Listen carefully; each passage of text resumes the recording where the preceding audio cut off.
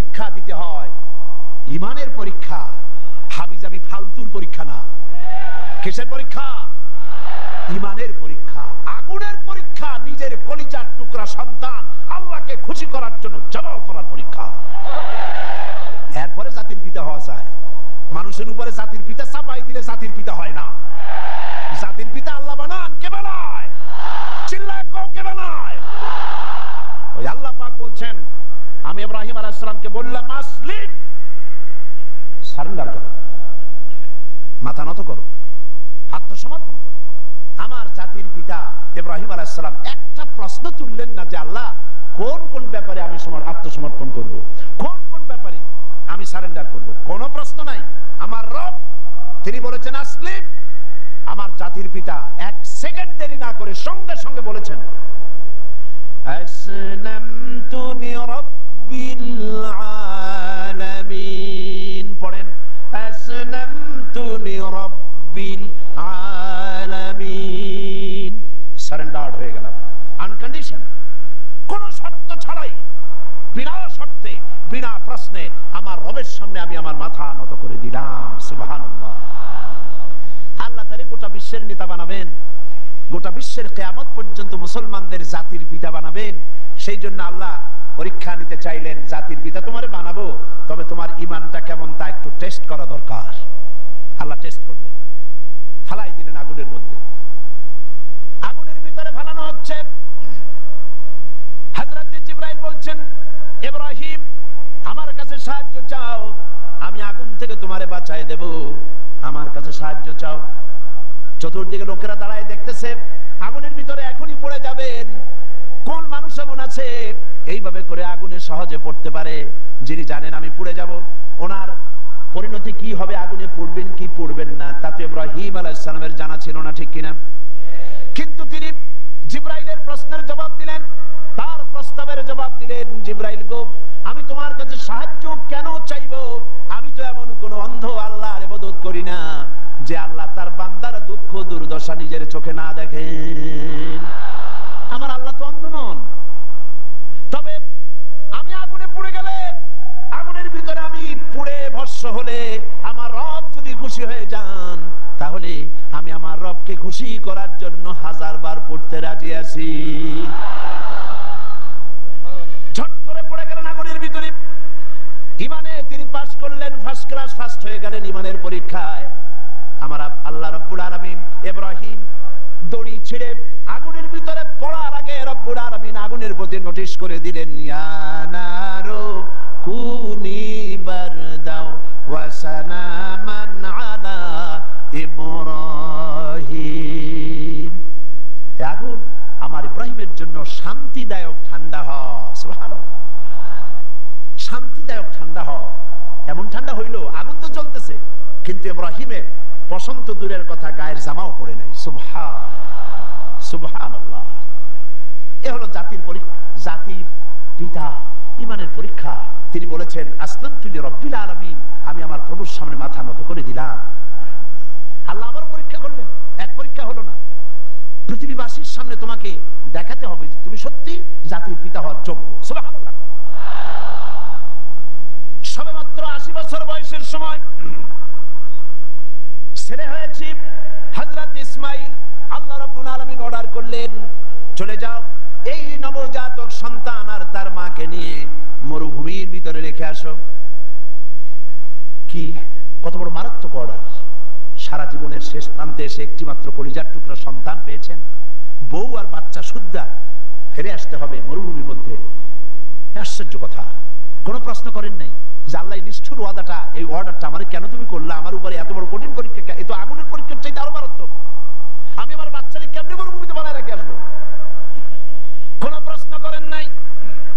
এখন আল্লাহর ঘর যেখানে মক্কা শরীফে, আল্লাহর ঘরটা যেখানে দাঁড়িয়ে আছে, এইখানে হযরত ইব্রাহিম আলাইহিস সালাম তার ছেলেকে আর স্ত্রীকে রেখে এলেন। হযরত হাজরা বলেন, ইব্রাহিম আমাকে যেখানে রেখে যেতেছ এর কারণটা কি? আমি কি অপরাধ করেছি কোন কারণে আমার নবজাতক সন্তান শুদ্ধ এখানে তুমি রেখে যেতেছ? কোনো জবাব নাই। আবার জিজ্ঞেস করলেন, কেন রেখে যেতেছ? কোনো জবাব নাই। তৃতীয়বারে হযরত হাজরা বুঝতে পারলেন তার স্বামী আল্লাহর পয়গম্বর, আল্লাহর নির্দেশ ছাড়া কোনো কাজ তিনি করবেন না। তিনি প্রশ্ন করলেন, ইব্রাহিম এটা কি আল্লাহর হুকুম নাকি?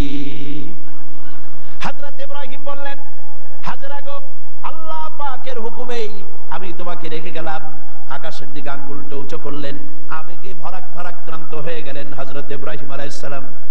হযরতে হাজেরা বললেন, ইব্রাহিম কোনো চিন্তা নাই, আল্লাহ পাক যখন হুকুম করেছেন নিশ্চিন্ত মনে তুমি বাড়ি ফিরে যাও।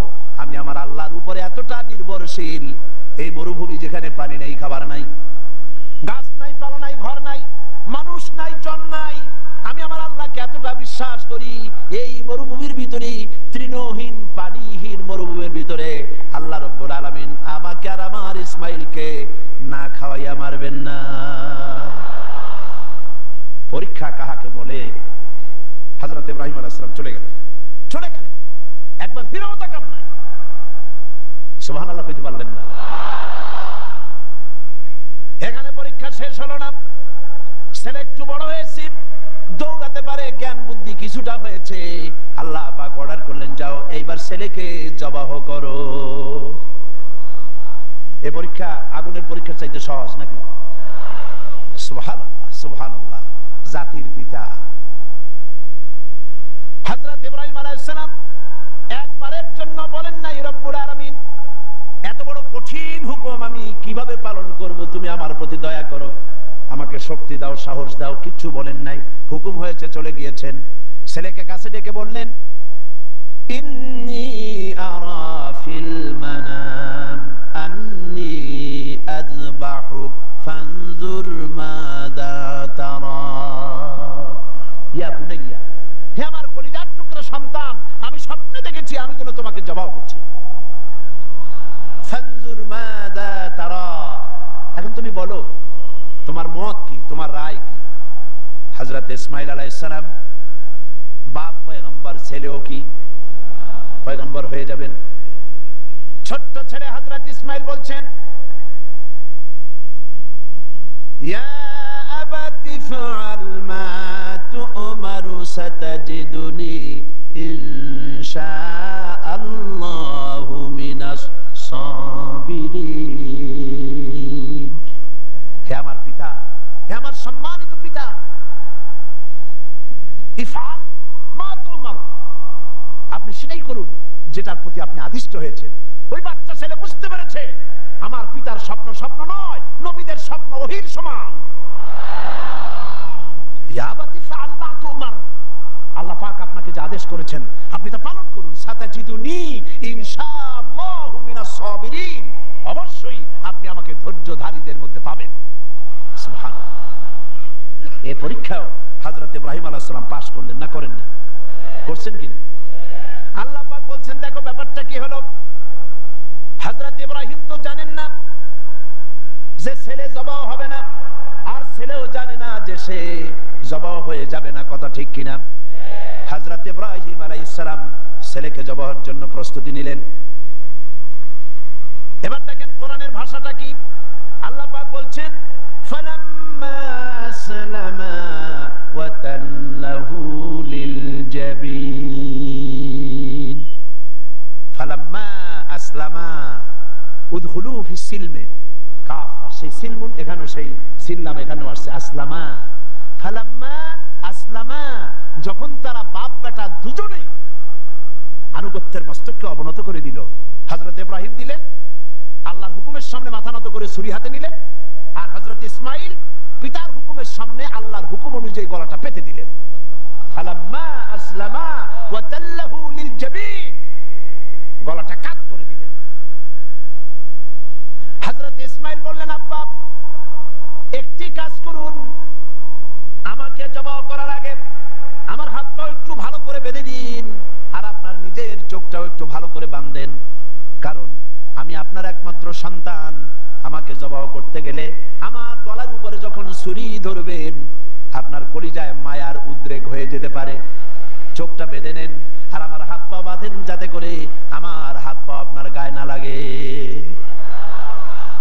আর আমি মরে যাওয়া, আমি জবা হয়ে যাওয়ার পর আমার রক্ত মাখা জামাটা নিয়ে আমার মাকে দিয়ে দিবেন আর বলবেন ইসমাইলের সঙ্গে কিয়ামতের দিন তোমার সঙ্গে দেখা হয়ে যাবে।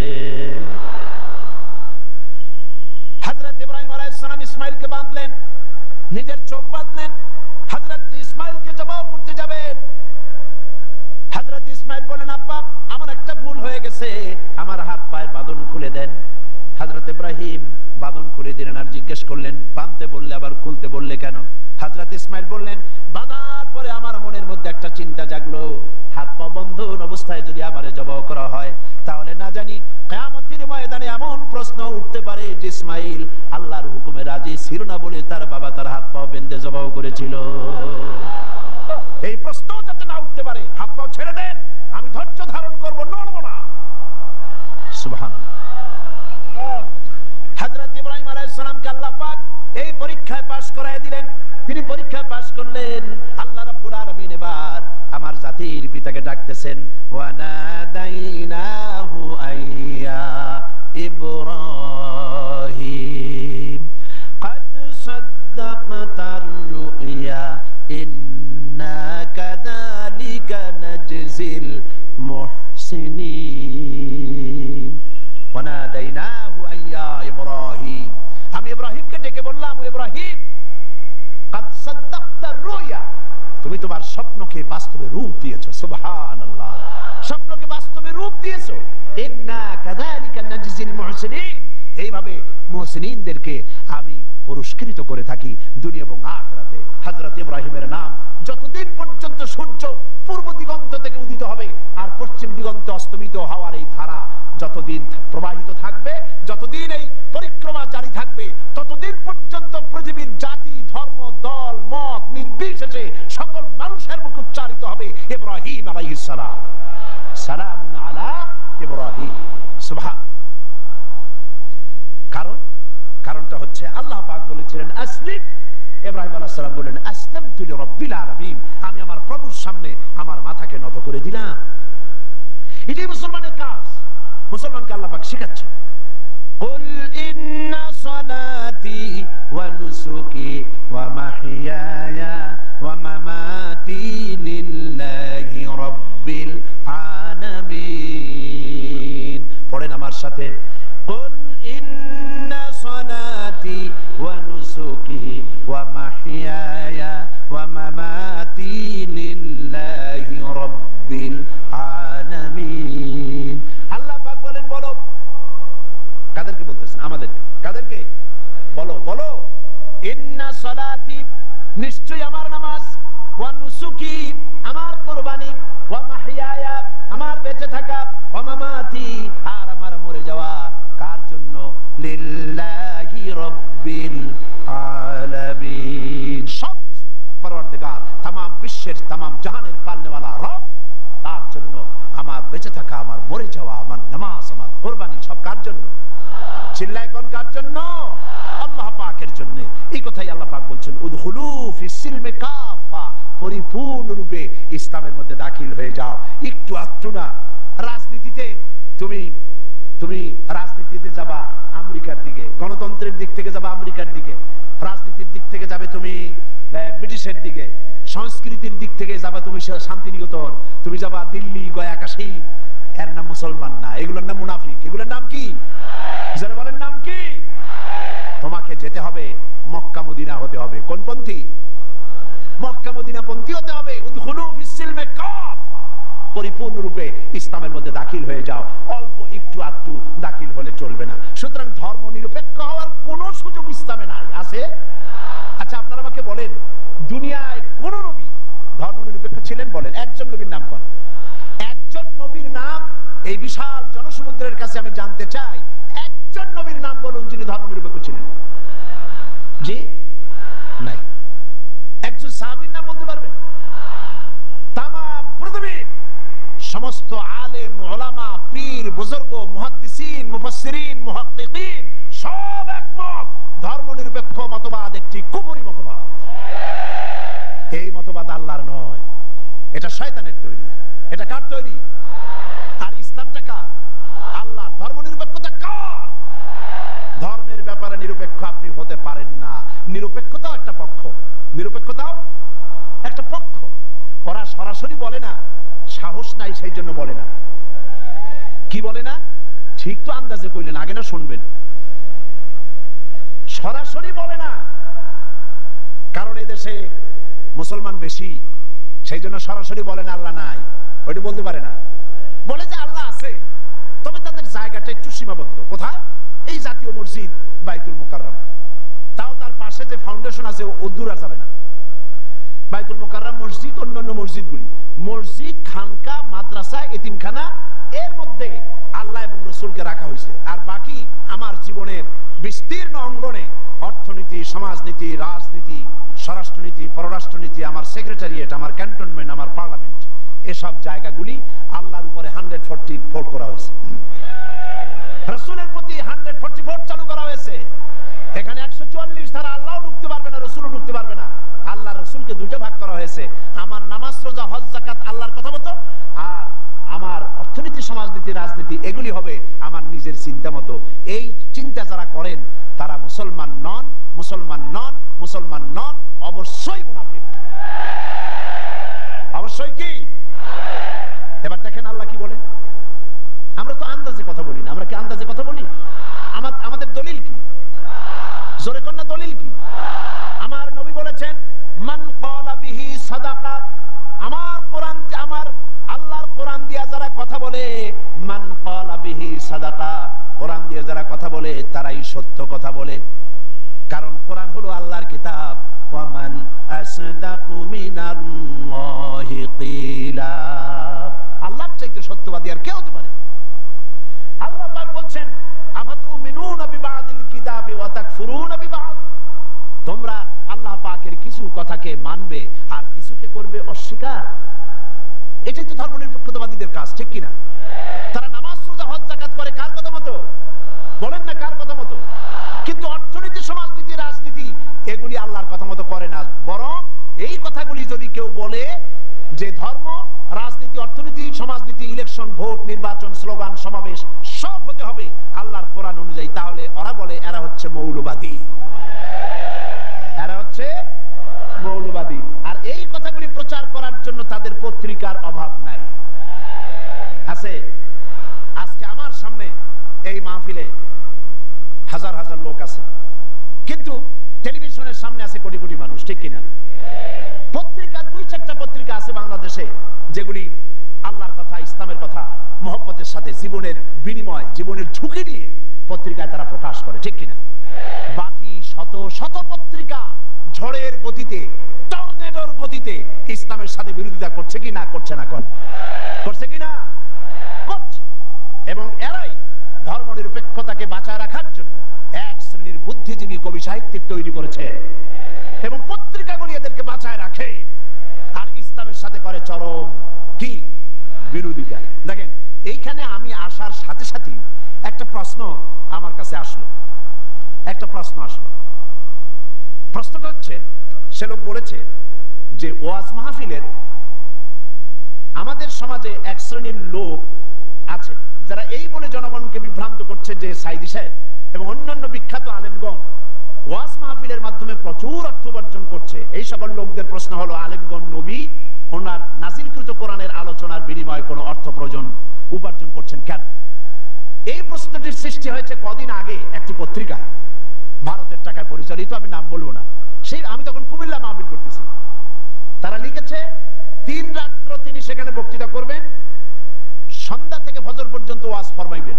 আমি তো জীবনেও সন্ধ্যা থেকে ফজর পর্যন্ত ওয়াজ ফরমাইনি কোথাও। তারপরে প্রতিদিন 25,001 টাকা করে নেবেন, 3 রাত্রে 75,003 টাকা তিনি সেখান থেকে গ্রহণ করবেন। পত্রিকায় এসেছে। পরের দিন সেই কমিটি মাহফিলে দাঁড়ায় এর প্রতিবাদ করলো, ঘৃণা জানালো যে কোনোদিন আমরা ওনাকে ধরনের পয়সা করি দেই নাই। জিন্দেগিতে মানুষের সঙ্গে কন্ট্যাক্ট করে, চুক্তি করে আমি সাইদি টাকা নিয়েছি, এর প্রমাণ কোন মায়ের সন্তান বাংলাদেশ তো দূরের কথা তাম পৃথিবীতে কেউ দিতে পারবে না। পত্রিকাগুলি এগুলি ছেপে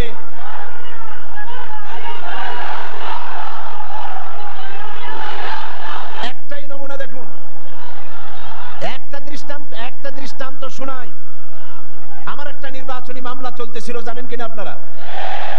গত মাসখানেক আগে যখন হাইকোর্ট থেকে আমার বিপক্ষে রায়টা গেল, রায়টা হলো একজন মুশরিকের পক্ষে, বিচারপতিরা রায় দিয়েছেন। এই রায়ের প্রতি, বিচারপতিদের প্রতি আমার কোনো বক্তব্য নাই। আইনের প্রতি সবসময় আমরা শ্রদ্ধাশীল, বিচারকদের প্রতি শ্রদ্ধাশীল। রায় তারা যেটা দিয়েছেন, একজন মুশরিকের পক্ষে সেটা গিয়েছে, আমার বিপক্ষে গিয়েছে। এমন কোন পত্রিকা সেদিন ছিল না, পরের দিন প্রত্যেকটি পত্রিকার ব্যানার হেডলাইনে এত বড় অক্ষর দিয়ে লিখেছে, সাঈদী আর এমপি নাই, তিনি কুপকার। কিন্তু গতকাল বাংলাদেশ সুপ্রিম কোর্ট এই কেসে হাইকোর্টের রায়কে স্থগিত ঘোষণা করে দিল, স্টে অর্ডার দিয়ে দিল। রায়টা আমার পক্ষে এসেছে, সেই জন্য বাংলাদেশের দুই একটা পত্রিকা ছাড়া কোন পত্রিকায় কোনো জায়গা হয় না। এগুলি প্রমাণ, এদের কলিজা চলে। আজকের এই মাহফিলের এই দৃশ্য দেখে কলিজায় আগুন লেগে যায় ওদের। আগুন লাগুক।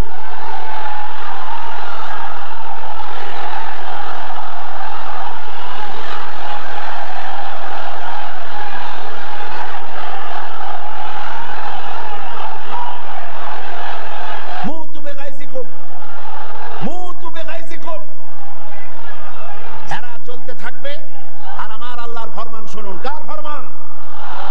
ইউরিদুনা লিইউতফিউ নূরাল্লাহি বিআফওয়াহিহিম ওয়াল্লাহু মুতিম্মু নূরিহি ওয়ালাউ কারিহাল কাফিরুন।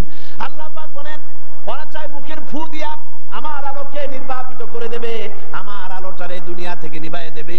আল্লাহ পাক বলেন, ওদের মনের মধ্যে যত জ্বালা পোড়া হোক না কেন, আমার দিনকে আমি, আমার দিনের আলোকে আমি প্রজ্বলিত করে রাখবো, এটাকে আমি পূর্ণতা দান করব। ওদের কলিজা যত পুড়ুক, জ্বলতে থাকো, পুড়তে থাকো। তোমাদের চোখের সামনেই এই বাংলাদেশের একদিন আসবে, যেদিন তোমাদের নাকের ডগার উপর দিয়ে কালেমার পতাকা করে উঠবে ইনশাআল্লাহ। বলেন ইনশাআল্লাহ, বলেন ইনশাআল্লাহ। এবার বিশ্বকবি কি বলেন শোনেন।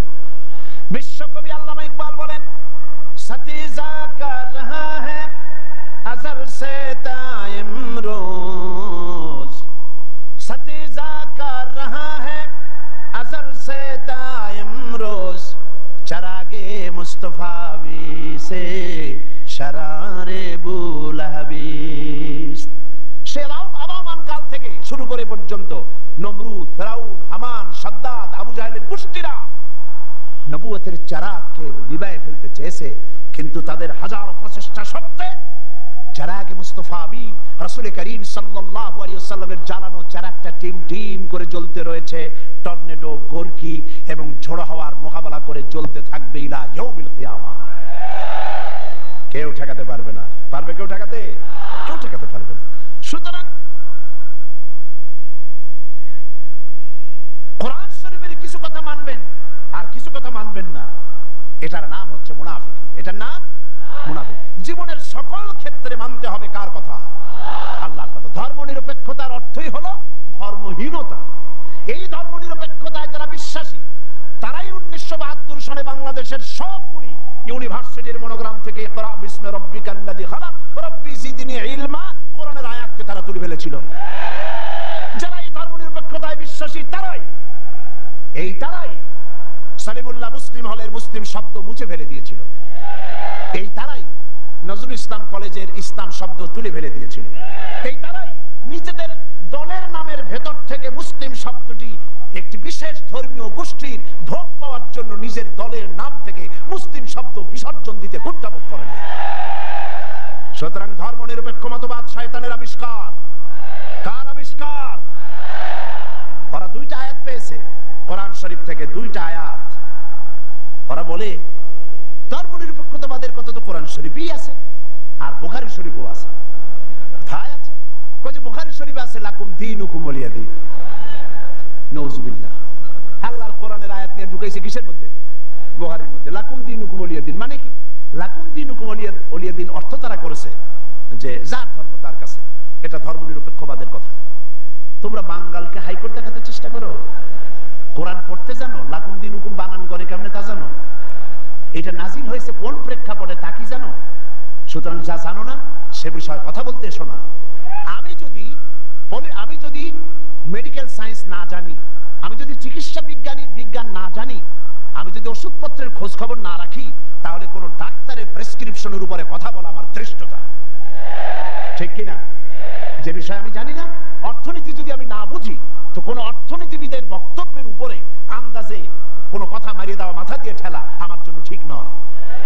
তো তুমি ধর্ম জানো না, তুমি কোরআন জিন্দেগিতে পড়ো নাই, কোরআন বানান করে কেমনে তাও জানো না, সূরা ফাতিহাও শুদ্ধ করে পড়তে পারো না, লাকুম দিনুকুম শুনাই দিলে মানুষের, আর সাধারণ মানুষ মনে করলো মাশাআল্লাহ আমাদের নেতা নেত্রী তো বুখারীও পড়ে দেখা যায়। লাকুম দিনুকুম ওয়ালিয়া দিন প্রেক্ষাপট কি? কাফেরেরা বলেছিলেন হে রাসূল, কাফেরেরা বলছে কুরাইশ নেতৃবৃন্দ, হে রাসূল, হে মুহাম্মদ সাল্লাল্লাহু আলাইহি ওয়াসাল্লাম, আসো ধর্ম আমরা 50-50 করে ভাগাভাগি করে নিই, এইরকমের করে ঝগড়া ভাগড়া করা কোনো লাভ নাই, আসো আমরা 50-50 করি। বলে কি রকম? বলে কিছুদিন আমরা মসজিদে ঢুকে তোমার আল্লাহর দুই একটা সেজদা দেব, আর তুমি কিছুদিন আমাদের মূর্তিগুলোর সামনে এসে একটু প্রণাম দিয়ে যাও, ধর্ম ভাগাভাগি করে নিই। এই সময় আল্লাহ পাক এই আয়াত নাযিল করলেন। এই সূরার নাম কি? আল্লাহ রাব্বুল আলামিন ওহী নাযিল করে দিলেন, কুল ইয়া আইয়ুহাল কাফিরুন লা আ'বুদু মা তা'বুদুন। হে কাফের বলো, হে নবী বলুন, হে কাফেরেরা, আমরা যার ইবাদত করি তোমরা তার ইবাদত করো না, তোমরা যার ইবাদত করো আমরা তার ইবাদত করি না, সুতরাং লাকুম দীনুকুম ওয়ালিয়া দীন, তোমরা তোমাদের দিন নিয়ে থাকো, আমরা আমাদের দিন নিয়ে থাকি। এটা তো নিরপেক্ষতার কথা নয়, এটা তো পক্ষের কথা। তোমরা তোমাদের ধর্মের পক্ষে থাকো, আমরা আমাদের ধর্মের পক্ষে থাকি। এইটারে তারা বানাইছে নিরপেক্ষর আয়াত। নাউযুবিল্লাহ। কোন শয়তান এদের শিখাইছে আল্লাহই জানে। এরপরে আরেকটা আয়াত তারা বেছে নিয়েছে, সেটা হচ্ছে লা ইকরাহা ফিদ্দীন, ধর্মের মধ্যে বাড়াবাড়ি নাই। নামাজও পড়ে না জীবনে, ওদের সে লোকই বক্তৃতা করে কোরআনের আয়াত দিয়া। লা ইকরাহা ফিদ্দীন, সুবিধাবাদ জিন্দাবাদ। লা ইকরাহা ফিদ্দীন মানে কি? ধর্মের ব্যাপারে বাড়াবাড়ি নাই। সেটা কি? সেটার অর্থ হচ্ছে প্রলোভন দিয়ে, ভয় দিয়ে, অথবা পয়সা কড়ি দিয়ে, অথবা চাপ সৃষ্টি করে কোন ক্রমে অন্য কোন ধর্মের লোককে মুসলমান বানানো যাবে না, এ ব্যাপারে বাড়াবাড়ি করা যাবে না। এটাই হচ্ছে আয়াতের মূল বক্তব্য। লা ইকরাহা ফিদ্দীন, ধর্মের ব্যাপারে বাড়াবাড়ি করা যাবে না, সুতরাং তুমি নামাজ পড়ো, রোজা করো, এটারে আর অর্থনীতি সমাজনীতিতে আইনো না। এটা হলো তাদের বক্তব্য। নাউযুবিল্লাহি মিন যালিক। আপনারা আমাকে বলেন, রাসূল করিম সাল্লাল্লাহু আলাইহি ওয়াসাল্লাম তিনি কি রাষ্ট্রপ্রধান ছিলেন না? আমি বুঝি না মানুষের মাথার মধ্যে এই চিন্তাগুলি কেন আসে না। রাসূল সাল্লাল্লাহু আলাইহি ওয়াসাল্লাম একটা রাষ্ট্র পরিচালনা করেছিলেন, তিনি কি রাজনীতি ছাড়াই রাষ্ট্র পরিচালনা করেছিলেন? বলেন আপনারা। তিনি যে রাষ্ট্রের প্রধান ছিলেন, সেটার পরিধি ছিল 12.5 লক্ষ বর্গ মাইল। রাসূলুল্লাহ নবীদের মধ্যে একাই রাজনীতি করেছেন, আর কেউ করে নাই। এমন কি হয়েছে? এই কোরআন শরীফে আর কারো নাম আপনারা জানেন যিনি রাজনীতি করেছিলেন, যিনি রাষ্ট্র চালিয়েছিলেন? বলেন তো নামটা কি? ইউসুফ আলাইহিস সালাম। তিনি খাদ্য এবং অর্থ দপ্তরের মন্ত্রী ছিলেন। একদিকে রাসূল, আর একদিকে অর্থ এবং খাদ্য দপ্তরের মন্ত্রী। কোন দেশে? মিশরের। এরপরে গোটা মিশরের প্রেসিডেন্ট হলেন কে? ইউসুফ আলাইহিস সালাম গোটা মিশরের প্রেসিডেন্ট, দাউদ আলাইহিস সালাম প্রেসিডেন্ট, সুলাইমান আলাইহিস সালাম तमाम পৃথিবীর প্রেসিডেন্ট, রাসূল করিম সাল্লাল্লাহু আলাইহি ওয়াসাল্লাম তিনিও প্রেসিডেন্ট। তিনি ইন্তেকাল করার পরে হযরত আবু বকর রাদিয়াল্লাহু তাআলা আনহু সহ সাহাবীরা রাজনীতি ছেড়ে দিয়েছেন নাকি? বলেন ছেড়ে দিয়েছে নাকি? হযরত আবু বকর, যার সম্পর্কে রাসূলুল্লাহ বলেছেন तमाम পৃথিবীর মুমিনের ঈমান যদি এক পাল্লায় রাখা হয়, আর এক পাল্লায় যদি আবু বকরের ঈমান রাখা হয়, দুনিয়াবাসী দেখতে পাবে तमाम পৃথিবীর মুমিনের ঈমানের তুলনায় এক আবু বকরের ঈমানের পাল্লাটা ভারী হয়ে যাবে। তিনি খলিফাতুল মুসলিমিন ছিলেন, আমিরুল মুমিনিন ছিলেন, প্রেসিডেন্ট ছিলেন। হযরত ওমর রাদিয়াল্লাহু তাআলা আনহু গোটা বিশ্বের অর্ধেকটা পৃথিবীর প্রেসিডেন্ট ছিলেন, যার সম্পর্কে রাসূল বলেছেন লা নবিয়্যা বাদি ওয়ালা রাসূলা, আমার পরে নবীও হবে না, রাসূলও হবে না। কিন্তু যদি কেউ নবী হতো আমার পরে, লাকানা ওমর অবশ্যই আল্লাহর নবী হয়ে যেতেন। হযরত ওসমান জিন্নুরাইন তিনি প্রেসিডেন্ট ছিলেন। হযরত আলী কাররামাল্লাহু ওয়াজহাহু তিনি প্রেসিডেন্ট ছিলেন, ছিলেন না? তাহলে কি করে বলতে পারেন মুসলমানের সন্তান হইয়া কেমনে বলতে পারেন যে ধর্ম রাজনীতি আলাদা, আমি ধর্ম নিরপেক্ষ? নিরপেক্ষ থাকতে পারবেন না।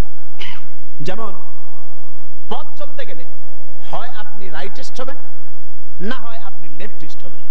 হয় ডান দিক দিয়ে চলবেন, না হয় বাম দিক দিয়ে। কিন্তু কেউ যদি কয় যে আমি রাইটিস্ট হব না, লেফটিস্ট হব না, আমি মিডিলিস্ট হব, আমি রাস্তার মাঝখানে দাঁড়ায় থাকবো, আমি নিরপেক্ষ, কোনো পক্ষে যাবে না, আমি নিরপেক্ষ রাস্তার মাঝখানে। এখন আপনি ঢাকা চিটাগং হাইওয়ে, মোটরওয়ে, বিশ্ব রোড, এই বিশ্ব রোডের ডান দিকেও নাই বাম দিকেও নাই, যেহেতু আপনি নিরপেক্ষ, আপনি মাঝখানে দাঁড়াইছেন। আপনার এই মাঝখানে দাঁড়াবার স্বাদ মিটিয়ে দেবে ট্রাক বাবাজি আইসা, জনমের স্বাদ মিটিয়ে দেবে। ঠিক কিনা? ঠিক কিনা? তাহলে মুসলমানের আপনারা আপনাদের অবস্থান ঠিক করুন, কোন দিকে যাবেন? ডান দিক না বাম দিক না মাঝখানে? কোন দিকে? ডান দিকে। আসহাবুল ইয়ামিন, ডান দিকের নেতৃত্ব দিয়েছে নবীরা, এবং এই নেতৃত্ব দিয়ে তারা ডানপন্থীদের নিয়ে যাবে জান্নাতে। কোথায় নিয়ে যাবে? আর বামপন্থীদের নেতৃত্ব দিয়েছে শয়তান। আমি জানি না, বুঝি না, মুসলমান হইয়া মুসলমানের ঘরে জন্মগ্রহণ করে বামপন্থী আন্দোলন কেমনে করে আমার মাথা ঢোকে না। কোরআন শরীফে বলা হয়েছে আসহাবুশ শিমাল, বামপন্থী। এই বামপন্থীদের নেতা হলো শয়তান। শয়তান বামপন্থীদের নেতৃত্ব দিয়া কিয়ামতের দিন নিয়ে যাবে জাহান্নামে। কোন দিকে নিয়ে যাবে? জাহান্নামে নিয়ে যাবে। সুতরাং আপনি ডিসাইড করুন, আপনি ঠিক করুন কোন দিকে যাবেন, ডান অর বাম, অথবা মাঝখানে। কোন দিকে? যদি আপনি বামে চলে যান জাহান্নামে যেতে হবে। যদি মাঝখানে দাঁড়ান, রাস্তার মাঝখানে দাঁড়ালে ট্রাক যেভাবে আপনাকে জীবনের স্বাদ মিটায় দেবে মাটির সাথে মিশিয়ে দিয়ে, ওইভাবে করে আপনি ডানপন্থীও হলেন না, বামপন্থীও হলেন না, মাঝখানে দাঁড়িয়ে আছেন, অবস্থান মানুষকে বুঝতে দিলেন না, মুনাফিকের জায়গায় দাঁড়ায় আছেন। শয়তান এসে আপনাকে সবল মেরে জাহান্নামে নিক্ষেপ করবে। নিরপেক্ষতার কোন স্থান ইসলাম নাই, ধর্ম নিরপেক্ষতার কোন জায়গা নাই। এখানে সুস্পষ্ট ভাবে উদখুলু ফিস সিলমে কাফা, পরিপূর্ণরূপে ইসলামের মধ্যে, সিলমের মধ্যে পরিপূর্ণরূপে দাখিল হয়ে যাও। 16 আনা। শুধু এতটুকু নয়, পরিপূর্ণভাবে ইসলামের ভিতরে আসো। নামাজে, রোজায়, হজে, যাকাতে, ওঠায়, বসায়,